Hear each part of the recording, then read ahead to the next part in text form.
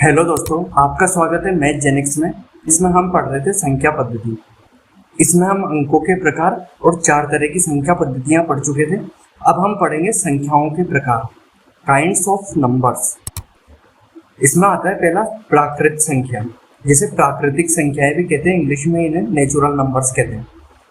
गणना करने के लिए प्रयोग में आने वाली सभी संख्याएं प्राकृतिक संख्याएं होती हैं। शून्य को प्राकृतिक संख्या नहीं माना क्योंकि हम गिनना 1 से प्रारंभ करते हैं, इसलिए शून्य को प्राकृतिक संख्या नहीं मानते। प्राकृतिक संख्याओं के समुच्चय को किससे प्रदर्शित किया जाता है? n से प्रदर्शित किया जाता है। n इक्वल टू 1 2 3 इस तरह से अनंत तक प्राकृतिक संख्याएं होती है।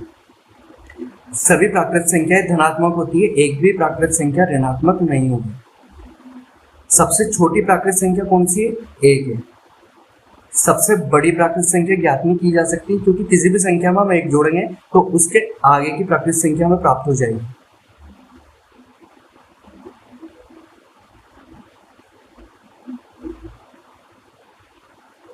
नेक्स्ट है पूर्ण संख्याएं, इंग्लिश में इन्हें होल नंबर्स कहते हैं। प्राकृतिक संख्याओं के समूह में अगर शून्य को मिला दें तो बना संख्याओं का समुच्चय क्या कहलाएगा? पूर्ण संख्याएं कहलाएगा। पूर्ण संख्याओं को W से प्रदर्शित किया जाता है, W इक्वल टू 0 1 2 इस तरह से अनंत तक। सभी पूर्ण संख्याएं धनात्मक होती है, प्राकृतिक संख्याओं की तरह पूर्ण संख्याएं भी धनात्मक होती है। सभी प्राकृतिक संख्याएं पूर्ण संख्याएं होती है, जैसे 1 प्राकृतिक संख्या है और पूर्ण संख्या भी है, इसी तरीके से 2 प्राकृतिक संख्या भी है, पूर्ण संख्या भी है। सबसे छोटी पूर्ण संख्या कौन सी होती है? 0। नेक्स्ट देखते हैं पूर्णांक संख्याएं, इन्हें इंग्लिश में इंटीग्रल नंबर्स कहते हैं। प्राकृतिक संख्याओं में उनकी ऋणात्मक संख्याओं और शून्य को सम्मिलित करने पर बना संख्याओं का समुच्चय क्या कहलाएगा? पूर्णांक संख्याएं कहलाता है। पूर्णांक संख्याओं के समुच्चय को i से प्रदर्शित किया जाता है, i इक्वल टू -4 -3 -2 -1 0 1 2 अनंत। सभी प्राकृतिक संख्याओं और पूर्ण संख्याएं पूर्णांक होती है। जितनी भी प्राकृतिक संख्याएं और जितनी भी पूर्ण संख्याएं वे सभी क्या होंगी? पूर्णांक होंगी। पूर्णांक संख्याएं कितने प्रकार की होती है? 2 प्रकार की होती है। पहला होता है धन पूर्णांक, इनमें प्राकृतिक संख्याओं को सम्मिलित किया गया है, और दूसरा होता है ऋण पूर्णांक, इसमें प्राकृतिक संख्याओं के ऋणात्मक मान को सम्मिलित किया गया है। शून्य को न तो धन पूर्णांक माना है और न ही ऋण पूर्णांक माना है, क्योंकि धन पूर्णांक का मान 0 से अधिक होता है और ऋण पूर्णांक का मान 0 से कम होता है, इसलिए शून्य को दोनों में सम्मिलित नहीं किया गया।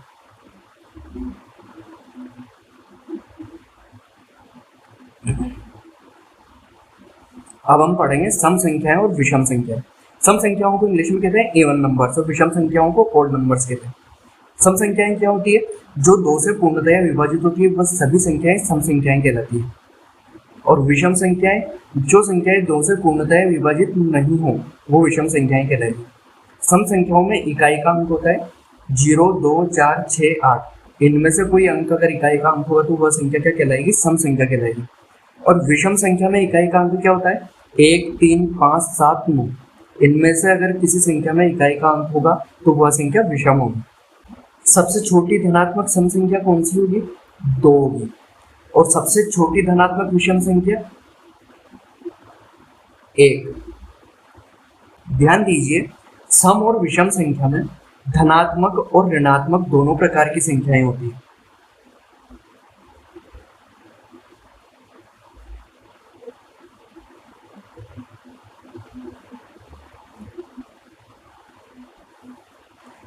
नेक्स्ट संख्या है अभाज्य संख्याएं, इन्हें इंग्लिश में प्राइम नंबर्स कहते हैं। वे सभी प्राकृतिक संख्याएं जो एक और स्वयं के अलावा किसी भी और संख्या से पूर्णतः विभाजित नहीं हो, वे सभी संख्याएं क्या कहलाएंगी? अभाज्य संख्याएं कहलाती हैं। जैसे 2 3 5 7 23 एटसेट्रा, ये सारी संख्याएं स्वयं के अलावा और एक के अलावा किसी और संख्या से पूरी तरह विभाजित नहीं है, इसलिए ये संख्याएं अभाज्य संख्याएं होंगी। सबसे छोटी अभाज्य संख्या कौन सी है? 2। एकमात्र सम अभाज्य संख्या कौन सी होगी? 2 ही होगी। सबसे छोटी अभाज्य संख्या भी 2 है और एकमात्र सम अभाज्य संख्या भी 2 है। सबसे छोटी विषम संख्या कौन सी होगी? 3। एक को न तो भाज्य माना गया है और न ही अभाज्य माना गया है। 1 से 50 के बीच कुल अभाज्य संख्याएं कितनी है? 15। इसी तरह से 1 से 100 के बीच में कुल अभाज्य संख्याएं कितनी है? 25।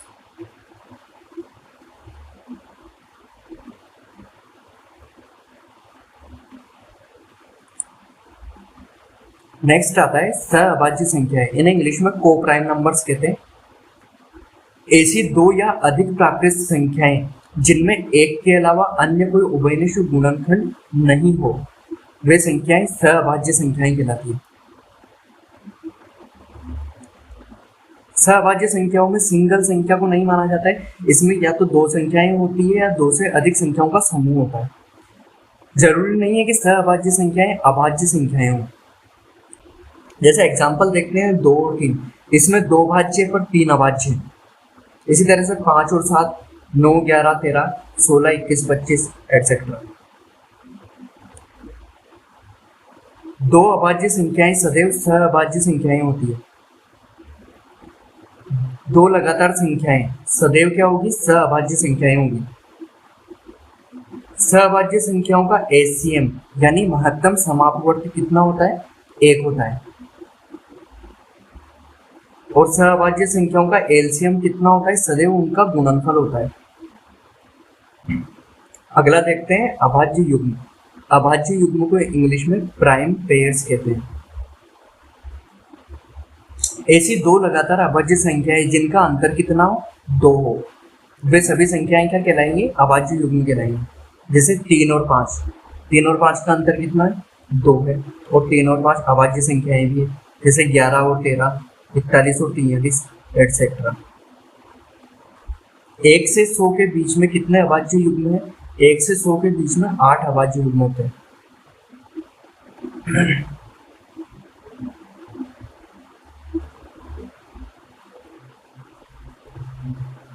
अब पढ़ेंगे उत्तरवर्ती संख्या। उत्तरवर्ती संख्याओं को अनुवर्ती संख्याएं भी कहते हैं और परवर्ती संख्याएं भी कहते हैं। इंग्लिश में इन्हें कहते हैं सक्सेसर नंबर्स। किसी भी प्राकृत संख्या के ठीक अगली संख्या क्या कहलाती है? उत्तरवर्ती संख्या कहलाती है। 1 जोड़ने पर प्राप्त होती है। किसी भी संख्या में अगर 1 जोड़ देंगे तो उसकी उत्तरवर्ती संख्या हमें प्राप्त होगी। जैसे एग्जांपल 120 की उत्तरवर्ती क्या होगी? 120 में 1 जोड़ेंगे 121। 120 की उत्तरवर्ती संख्या होगी 121। नेक्स्ट देखते हैं पूर्ववर्ती संख्याएं, इन्हें इंग्लिश में प्रेडेसेसर नंबर कहते हैं। किसी भी प्राकृत संख्या की ठीक पिछली संख्या उत्तरवर्ती में कौन सी थी? अगली थी। और पूर्ववर्ती में कौन सी है? पिछली संख्या है। तो इस उत्तरवर्ती में हमने 1 जोड़ा था तो इसमें क्या 1 घटा देंगे।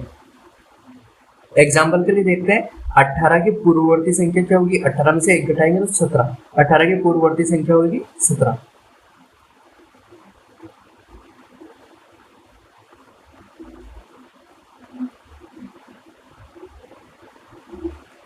नेक्स्ट देखते हैं परिमेय संख्याएं। परिमेय संख्याओं को इंग्लिश में कहते हैं रेशनल नंबर्स। जो संख्याएं p बटा q के रूप में लिखी जा सके, जहां p और q पूर्णांक है और q is not equal to 0 हो, वे सभी संख्याएं परिमेय संख्याएं कहलाएगी। जैसे 1/2, 16/3, 2/1, 4, 0, -2/3। अब आप सोच रहे होंगे कि 4 और 0 इन्हें p बटा q के रूप में कैसे लिखेंगे? तो जहां कुछ नहीं होता वहां 1 होता है। 0 को इस तरीके से लिख सकते हैं 0/1 के रूप में, तो इसे p बटा q के रूप में लिखा जा सकता है, इसलिए यह एक परिमेय संख्या होगी। सभी पूर्णांक परिमेय संख्याएं होते हैं। सभी प्राकृत संख्याएं, सभी पूर्ण संख्याएं और सभी पूर्णांक परिमेय संख्या होते हैं। शून्य भी एक परिमेय संख्या है। अभी दिखाया कि शून्य परिमेय संख्या कैसे है। 2 परिमेय संख्याओं का योग, अंतर और गुणा भी एक परिमेय संख्या होता है। 2 परिमेय संख्याओं को जोड़ेंगे, घटाएंगे या 2 परिमेय संख्याओं को गुणा करेंगे तो उनके गुणनफल से प्राप्त संख्या भी परिमेय संख्या होगी। 2 परिमेय संख्याओं के बीच अपरिमित परिमेय संख्याएं हो सकती हैं। परिमेय संख्याओं में दशमलव के बाद या तो निश्चित अंक होगा या निश्चित अंक समूह की पुनरावृत्ति होगी।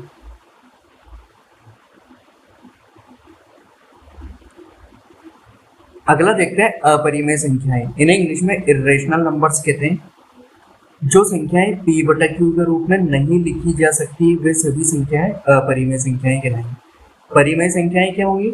जिन्हें p बटा q के रूप में लिखा जा सके, और जिन्हें नहीं लिखा जा सके उन्हें अपरिमेय कहेंगे। एग्जाम्पल देखते हैं, √3, √5/8, √5/√22, पाई, ई एटसेट्रा।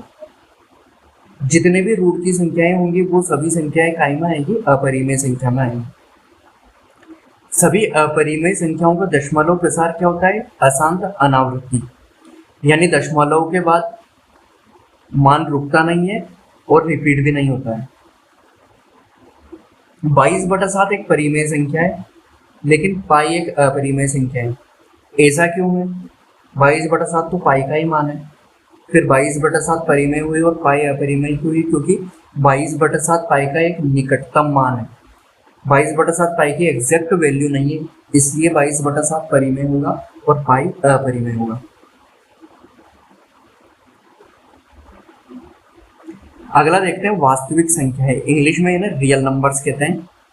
सभी परिमेय और अपरिमेय संख्याओं के समुच्चय को सम्मिलित रूप से क्या कहेंगे? वास्तविक संख्याएं कहेंगे। वास्तविक संख्याओं को ऐसे दर्शाया जाता है r से। r = 0, 1, 2.4, √10 etcetera. ये सभी क्या होंगी? वास्तविक संख्याएं। संख्या रेखा का प्रत्येक बिंदु एक अद्वितीय वास्तविक संख्या को निरूपित करता है। इसी कारण से संख्या रेखा को क्या कहा जाता है? वास्तविक संख्या रेखा कहा जाता है।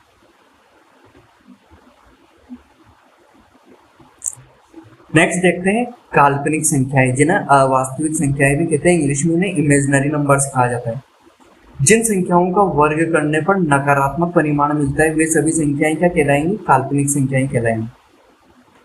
जैसे √-2, √-15 एटसेट्रा। ऋणात्मक संख्याओं का वर्गमूल करने पर प्राप्त संख्याएं क्या होती है? काल्पनिक संख्या होती है। अगर अंडर रूट के अंदर आपको कोई संख्या दिखे तो वो संख्या क्या होगी? काल्पनिक संख्याएं होगी।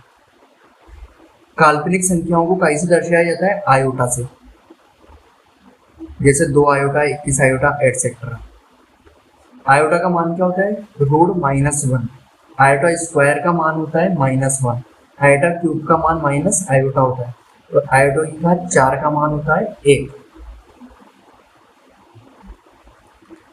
नेक्स्ट देखते हैं सम्मिश्र संख्याएं, इन्हें इंग्लिश में कॉम्प्लेक्स नंबर्स कहते हैं। वास्तविक और काल्पनिक संख्याओं से मिलकर बनी संख्याएं क्या कहलाती है? सम्मिश्र संख्याएं कहलाती है। किसी भी सम्मिश्र संख्या को a + आयोटा b के रूप में व्यक्त किया जाता है। यहाँ पे a और b क्या है? इसका वास्तविक मान है, और आयोटा क्या है? काल्पनिक मान है। जैसे एग्जांपल 5 + आयोटा 2, 3 + आयोटा 4, इस तरीके से सम्मिश्र संख्याओं को लिखा जाता है। a + आयोटा b में a क्या होगा? वास्तविक भाग होगा, और जो आयोटा b है वह इस संख्या का काल्पनिक भाग होगा। किसी सम्मिश्र संख्या में यदि b = 0 कर दें, काल्पनिक भाग में b = 0 कर देंगे तो काल्पनिक भाग 0 हो जाएगा, क्योंकि किसी भी संख्या को 0 से इंटू करेंगे तो वह संख्या 0 बन जाएगी। तब यह एक शुद्ध वास्तविक संख्या होगी। a + आयोटा b में b को 0 करने पर क्या बच जाएगा? a + 0 बच जाएगा। तो a क्या है? इसका वास्तविक भाग है, तो यह एक शुद्ध वास्तविक संख्या बन जाएगी।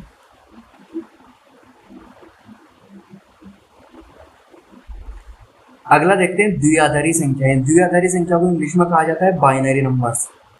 द्विआधारी संख्याओं में 2 अंक होते हैं, केवल 0 और 1। 2 अंकों का प्रयोग होता है। इन 2 अंकों को क्या कहा जाता है? बिट कहा जाता है। बाइनरी संख्याओं में 2 अंक प्रयोग होने के कारण क्या कहते हैं? द्विआधारी संख्याएं कहते हैं। बाइनरी संख्याओं का यूज किस में किया जाता है? कंप्यूटर में किया जाता है। कंप्यूटर की लैंग्वेज है बाइनरी लैंग्वेज। अगला देखते हैं पाइथागोरियन त्रिक संख्याएं। पाइथागोरियन त्रिक संख्याएं क्या होती है? अगर किन्हीं 3 वास्तविक संख्याओं एबीसी को c² = a² + b² के रूप में लिख सकें तो वह संख्याएं पाइथागोरियन त्रिक संख्याएं कहलाएगी। जैसे एग्जांपल देखते हैं 3, 4, 5 3 संख्याएं। इनको 5² = 3² + 4² के रूप में लिख के देखते हैं तो 5² कितना हो जाएगा?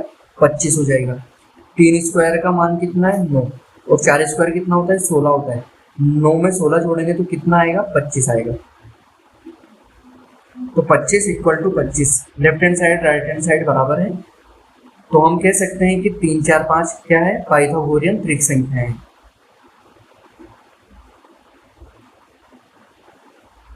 आखिरी दो संख्याएं हैं, हार्डी रामानुजन संख्या और Ramanujan magical number. Hardy Ramanujan संख्या क्या होती है, जिन संख्याओं को दो प्रकार से दो संख्याओं के घनों के रूप में लिखा जा सके, यदि ऐसी कोई संख्या है तो वो संख्या हार्डी रामानुजन संख्या कहलाएगी। जैसे 1729 की बात करते हैं तो इन्हें दो प्रकार से दो घनों के रूप में कैसे लिख सकते हैं, 1 का घन प्लस 12 का घन, इन दोनों को जोड़ेंगे तो कितने आएंगे, 1729, और 10 का घन और 9 का घन, इनको जोड़ेंगे तो कितना आएंगे, 1729। तो 1729 को दो संख्याओं के घनों के रूप में लिखा जा सकता है दो प्रकार से, इसलिए ये क्या होगी, हार्डी रामानुजन संख्या कहलाएगी। सबसे छोटी हार्डी रामानुजन संख्या कौन सी होती है, 1729 ही होती है। नेक्स्ट देखते हैं रामानुजन मैजिकल नंबर। एक ऐसी संख्या है जिन्हें मैजिकल नंबर कहा है। इस संख्या की खोज रामानुजन ने की थी, इसलिए इसका नाम रामानुजन मैजिकल नंबर है। एकमात्र ऐसी संख्या है जिसे 1 से 10 तक की सभी संख्याओं से विभाजित किया जा सकता है। वह संख्या कौन सी है, 2520। तो हमारी संख्याएं यहीं समाप्त होती है। नेक्स्ट वीडियो में मिलते हैं नंबर सिस्टम के पार्ट 3 के साथ।